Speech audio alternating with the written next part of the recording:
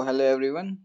जैसा कि आपको पता है आज 8 अप्रैल 2024 है एंड एसएससी ने अपना सीएचएसएल का नोटिफिकेशन जारी कर दिया है। That is combined higher secondary 10+2 level examination 2024, जिसकी स्टार्टिंग डेट आज ही से है, 8 तारीख से, 8 अप्रैल से 7 मई 2024 तक। इसकी लास्ट डेट 7 मई 2024 रात के 11 बजे तक रहेगी और उसी के साथ साथ ऑनलाइन की जो पेमेंट रहेगी वो 8 मई 2024 11 बजे तक रात की रहेगी। विंडो ऑफ करेक्शन का जो इन्होंने बता रखा है वो 10 मई से 11 मई के बीच रहेगी, वही 11 बजे तक रात के। और बात करें कि ये कैसा टेस्ट होगा, तो सभी को पता है, जो पुराने कैंडिडेट्स हैं उनको तो पता ही है कि ये कंप्यूटर बेस्ड टेस्ट होता है और करीब करीब इसमें 100 क्वेश्चन होते हैं। 1 घंटे का ये पेपर होता है जिसमें 25 मैथ्स, 25 रीजनिंग, 25 जीके जीएस और 25 इंग्लिश आती है, जो कि अभी हम नीचे फर्दर डिस्कस करेंगे। वैसे तो इसने क्या रखा है कि जो टायर 1 है उसका जो एग्ज़ाम होगा वो जून जुलाई में होगा। हालांकि इसकी रिवाइज डेट्स भी आ गई हैं जो कहती हैं कि 1 जुलाई से आपके पेपर स्टार्ट हो जाएंगे। तो अब बात करते हैं, एक्चुअली मैं तो इसकी पे स्केल में क्या क्या पोस्ट्स हैं, तो इस बार अच्छी खासी पोस्ट निकाल रखी हैं, 8000 करीब हैं। और उसके अलावा अगर देखा जाए पे स्केल लेवल से तो 19,900 से लोअर डिवीज़न क्लर्क में 63,200 तक की इसकी पे लेवल 2 तक की जॉब है। और भी चीज़ें हैं जैसे data entry operator DEO, data entry operator grade A की भी पे स्केल में यहाँ जॉब मिल रही है। तो अभी जो अप्रॉक्सीमेटली जो वैकेंसी थी, सॉरी मैंने कहा था 8000, वो एक्चुअली में अप्रॉक्सीमेटली 3712 वैकेंसीज़ हैं जो कि अभी तक की डिटरमाइंड हो रखी हैं। हालांकि ये वैकेंसीज़ अपडेट हो सकती हैं और कम ज़्यादा भी हो सकती हैं। अब इसके अलावा हम बात करें, जो कि रहता ही है, रिजर्वेशन सेक्शन को क्या क्या फ़ायदे होंगे और weaker economically weaker section, ex servicemans, ST SC या ओबीसी को जो फ़ायदे रहेंगे वो तो इसमें इंक्लूडेड रहते ही रहते हैं। और इसमें इसने बता रखा है कि क्या क्या रिक्वायरमेंट्स हैं डाटा एंट्री की। हालांकि ये 10+2 जॉब है, तो जो नॉर्मल कैंडिडेट्स हैं जो 10+2 वाले हैं तो वो इसको भर सकते हैं। There is no nothing new to fill in it. और आपको इसके लिए सबसे पहले क्या करना पड़ेगा, जो एसएससी का वन टाइम रजिस्ट्रेशन है वो पक्का कर लीजिएगा, न्यू जो उसकी वेबसाइट बनी है उसमें, और उससे आप सीधे अप्लाई कर सकते हैं जैसे प्रीवियसली कर सकते थे। If you want something on that I can make a video regarding that as well. अब बात करते हैं कुछ एलिजिबिलिटी क्राइटेरियाज़ की। तो सबसे पहले आपको इंडिया का सिटीज़न होना पड़ेगा, सब्जेक्ट और नेपाल और भूटान भी चलेगा, बट उसके लिए आपको पर्टिकुलरली वहाँ का नेशनलिटी का दिखाना पड़ सकता है या सबमिट करना पड़ सकता है। उसके साथ ही साथ आप देख सकते हैं कि इसमें जो बॉर्डर रोड ऑर्गेनाइजेशन है, बीआरओ जिसे कहते हैं, उसके लिए केवल मेल कैंडिडेट्स ही एलिजिबल हैं, फीमेल्स इसके लिए अप्लाई नहीं कर सकती हैं, जो कि लोअर डिवीज़न क्लर्क में बीआरओ का सेक्शन होगा उसके लिए। हालांकि अदर कैटेगरीज के लिए ऐसी कोई जेंडर स्पेसिफिकेशन नहीं है। अब बात करते हैं एज लिमिट की। देखिए, जिसकी भी डेट ऑफ बर्थ टू 2/8/1997 से यानी कि 2 अगस्त 1997 से 1 अगस्त 2006 के बीच में पड़ रही है, हर एक बंदा उसके लिए अप्लाई कर सकता है। इवन जो 2 अगस्त 1997 की भी डेट कंटेन करता है वो भी पार्टिसिपेट कर सकता है। सेम 1 अगस्त 2006 वाला बंदा भी इसमें एलिजिबल है, वो भी इस पेपर को दे सकता है। उसके अलावा इससे जो एक दिन बढ़ गया है और एक दिन घटा हुआ है, वो बंदा इसमें नहीं अप्लाई कर सकता और it is not eligible for them.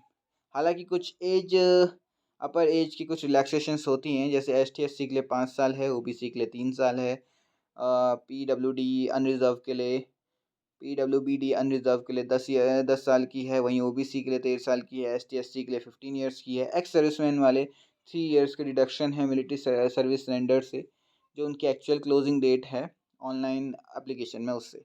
Okay, बाकी और चीज़ें भी हैं जैसे डिफेंस, जो पर्सनल डिसेबल पर्सन जो ऑपरेशन हॉस्टिलिटी, मतलब जो किसी ऑपरेशन में जो उनका ऑपरेशन था उसके रिगार्डिंग कोई किसी को डिसेबिलिटी हुई है, चोट वोट आई है, उसकी वजह से वो आउट ऑफ सर्विस हैं, तो उनको भी 3 साल की रिलैक्सेशन है। Same goes for the other peoples also जो एसटी/एससी के कैटेगरी में फॉल करते हैं। तो और भी चीज़ें हैं इसमें। तो अब बात करते हैं उसके अलावा अगर ये तो पूरा क्राइटेरिया उन्होंने समझा रखा है कि किस तरह से क्या-क्या चीज़ें आपको ज़रूरी चाहिए फॉर एक्स सर्विसमैन्स और ये सब, कि आपके पास क्या-क्या होना चाहिए रिगार्डिंग जो भी एज़ आप शो कर सकते हैं एविडेंस कि you are a ex serviceman और आपको इस तरीके से रिलैक्सेशन चाहिए, वो आपको डॉक्यूमेंट सब इसमें मेंशन है। उसके अलावा अगर हम बात करें नाउ टॉकिंग अबाउट कि क्या एग्ज़ाम का पैटर्न रहेगा और कैसा रहेगा करके, तो सबसे पहले इसमें जो है उससे पहले एक एजुकेशन क्वालिफ़िकेशन है जो इम्पोर्टेंट है, ठीक है? तो देखो डीईओ डाटा एंट्री ऑपरेटर के लिए आपको क्या है 12th पास होना चाहिए, science stream say that is mathematics as a subject होना चाहिए। रिकॉग्नाइज़्ड बोर्ड से अगर आप यूके बोर्ड से हैं सॉरी आप स्टेट बोर्ड से हैं या फिर आप सीबीएसई से हैं, कोई भी ऐसा बोर्ड जो बहुत ही मतलब रिकॉग्नाइज्ड बोर्ड है, तो इट कैन बी पॉसिबल कि आप उसमें sorry it is possible that कि आप उसमें अप्लाई कर सकते हैं। उसके साथ ही साथ और भी जो डिपार्टमेंट्स हैं उनके लिए भी 12th स्टैंडर्ड नेसेसरी है। और देखा जाए तो ये सब के सब जो आपकी फाइनल डिग्री होनी चाहिए वो आपकी 1 अगस्त 2024 से पहले आ जानी चाहिए। ओके? अब यूजीसी रिगार्डिंग ये सारी चीज़ें डिटेल्स में हैं, उनके लिए जो एज रिलैक्सेशन के अंदर आते हैं स्पेशली फॉर एक्स सर्विसमैन ये सब चीज़ें। तो अप्लाई कैसे करना है जैसा कि मैंने आपको बताया कि एसएससी में सबसे पहले आपको नई जो वेबसाइट बनी है उसमें वन टाइम रजिस्ट्रेशन कर लेना है। वन टाइम रजिस्ट्रेशन करने के बाद अगर आप किसी भी चीज़ के लिए एलिजिबल हैं, तो आपको वहाँ पे नीचे दिख जाएगा notification and you just have to apply it और नॉर्मल फिलिंग है जैसे लास्ट टाइम तक होती थी। और उसके अलावा बहुत चीज़ें हैं इसमें जो कैंडिडेट फेलियर्स होते हैं, कैंडिडेट फेलियर्स इन एप्लीकेशन जो मेनली रिस्पॉन्सिबल होता है आपके फॉर्म फिलिंग के लिए। तो इम्पॉर्टेंट है कि आप अपने फॉर्म्स को अच्छे से फिल करें, जैसे कि फ़ोटोज़ को अच्छे से डालना, उनकी क्राइटेरियाज़ के अंदर डालना, कोई ब्लड फ़ोटो ना डालना, ब्लर फ़ोटो ना डालना। अगर आप स्पेक्स पहनते हैं तो मेक श्योर कि बिना स्पेक्स के ही फ़ोटो अपलोड करें, क्योंकि मोस्ट केसेस में क्या होता है स्पेक्स शाइन कर जाते हैं और वो एक्सेप्टेबल नहीं होता है इसमें। और आप मेक श्योर करें कि आपने जो अपना थंब इम्प्रेशन दिया है वो सही दिया है, सिग्नेचर्स करेक्ट फॉर्मेट में दिए हुए हैं, ये सब चीज़ें इसमें इंक्लूड की जाती है। अब बात करें फ़ीस स्ट्रक्चर की, तो 100 फ़ीस स्ट्रक्चर है इसका, बट केवल और केवल वुमेन्स, एसटी-एससी एंड जो एक्स सर्विसमैन हैं और पर्सन विद बेंच डिसेबिलिटी हैं, वो इसको ना ही वो मतलब फ़ीस भी नहीं भरना है उनको, तो उनको बस अप्लाई करना है। तो जो पे फ़ीस है इनके अलावा जो भी हैं उनको 100 रुपीज़ पे करने हैं। और जैसा कि मैंने आपको बताया था कि जो ऑनलाइन पेमेंट की लास्ट डेट है वो 8 मई 2024 है रात के 11 बजे तक। अब बात करते हैं रीजन्स की। तो सेंट्रल रीजन आता है आपका बगलपुर, पटना, आगरा, गोरखपुर, कानपुर, मेरठ, वाराणसी, सीतापुर, मुजफ्फरपुर, पुनेरा, बरेली, झांसी, लखनऊ, प्रयाग, गया। तो ये एग्ज़ाम सेंटर्स हैं। तो मैं बात करता हूँ सेंट्रल रीजन में कौन कौन से स्टेट आते हैं। तो बिहार और उत्तर प्रदेश सेंट्रल रीजन में आता है। ईस्टर्न रीजन में आते हैं अंडमान एंड निकोबार, झारखंड, उड़ीसा, सिक्किम एंड वेस्ट बंगाल। और इसके बगल में इस नोटिफिकेशन के बगल में अगर आपको कभी भी कोई दिक्कत होती है तो यहाँ पे आपको वेबसाइट्स के कुछ लिंक दे रखे हैं, आप वहाँ पे जाके इनसे अपनी क्वेरीज को सॉल्व आउट कर सकते हैं। जो कर्नाटका केरला रीजन है उसके अंदर लक्षद्वीप, कर्नाटका, केरला आता है। मध्य प्रदेश सब रीजन में छत्तीसगढ़ और मध्य प्रदेश आता है। नॉर्थ ईस्टर्न रीजन में अरुणाचल प्रदेश, आसाम, मणिपुर, मेघालय, मिजोरम, नागालैंड और त्रिपुरा के लोग आ गए। नॉर्थ रीजन में दिल्ली, राजस्थान और उत्तराखंड के लोग अप्लाई कर सकते हैं। नॉर्थ वेस्ट सब रीजन में जिसको NWR रीजन भी कहा जाता है उसमें Chandigarh, Haryana, Himachal Pradesh, Jammu and Kashmir and Ladakh and Punjab apply कर सकते हैं।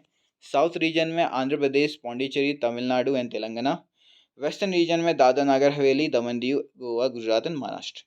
और जैसा कि मैंने कहा कोई क्वेरी के लिए आप बगल में जो इसकी नोटिफिकेशन के रीजन के जस्ट बगल में आपको जो ये लिंक दिख रहा है ब्लू कलर से, आप इसमें जाके क्लिक करके अपनी क्वेरीज को ठीक कर सकते हैं। अब बात करते हैं किस तरह का एग्ज़ाम रहेगा। तो टीयर 1 में आपके 4 पार्ट रहेंगे। हालांकि इसकी बहुत अच्छी चीज़ क्या है वो भी मैं आपसे डिस्कस करूँगा। तो जो लोग बैंक का एग्ज़ाम देते होंगे उनको पता होगा कि सेक्शन बेस में हमेशा टाइम की अलग से लिमिट दी जाती है कि 15 minute English, 15 minute maths, 20 minute maths और 20 minutes 20 minute English, 20 minute math, 20 minutes reasoning होती है। तो एसएससी में ऐसा कुछ नहीं होता। एसएससी में आपको कंप्लीट 60 मिनट दिए जाते हैं और 80 मिनट जो कैंडिडेट जो एलिजिबल हैं for the relaxation of 20 minute, जैसे कि जो डिसेबल पर्सन्स होते हैं उनके लिए होता है ये। 80 मिनट्स, पर जो करेक्ट टाइम होता है, जनरल टाइम होता है, वो 60 मिनट होता है।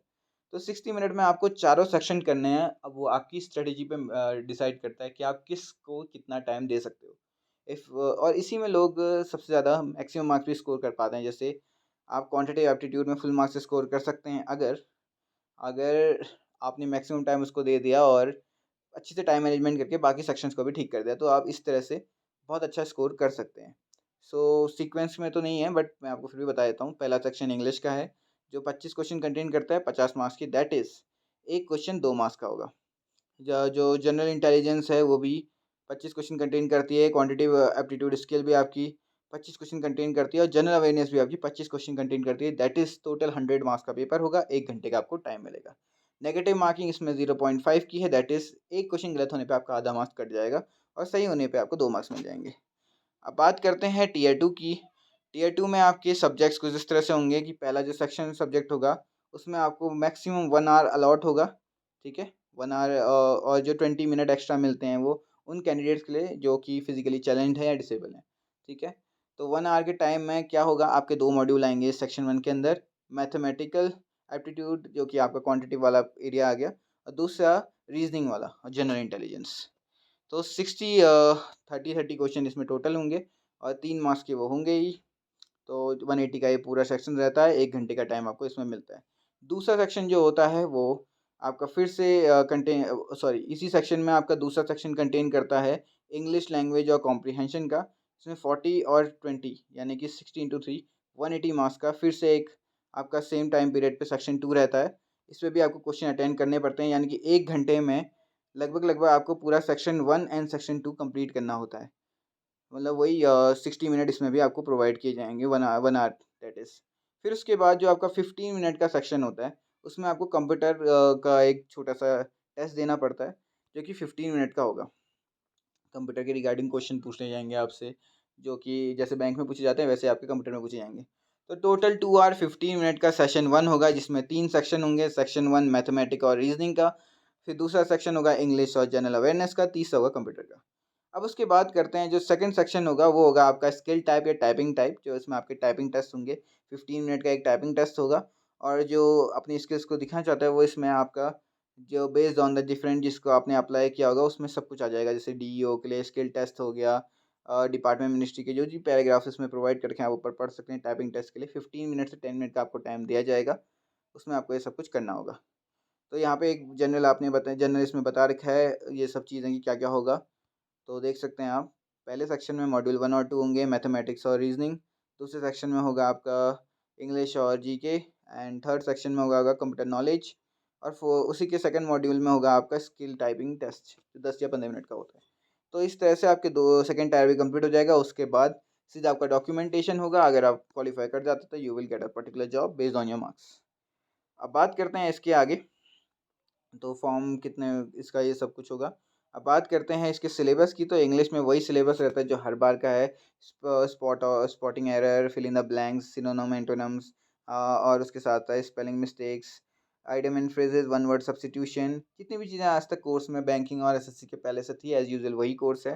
जीके में भी आपके सारी चीज़ें जो रहती है। वैसे तो ये जनरल इंटेलिजेंस है, रीजनिंग है, तो इसके अंडर आपका सेम पूरा जो कंप्लीट रीजनिंग आती है, वर्बल नॉन वर्बल, उसके साथ साथ जो बैंकिंग रीजनिंग आती है वो भी इसमें पार्ट करती है।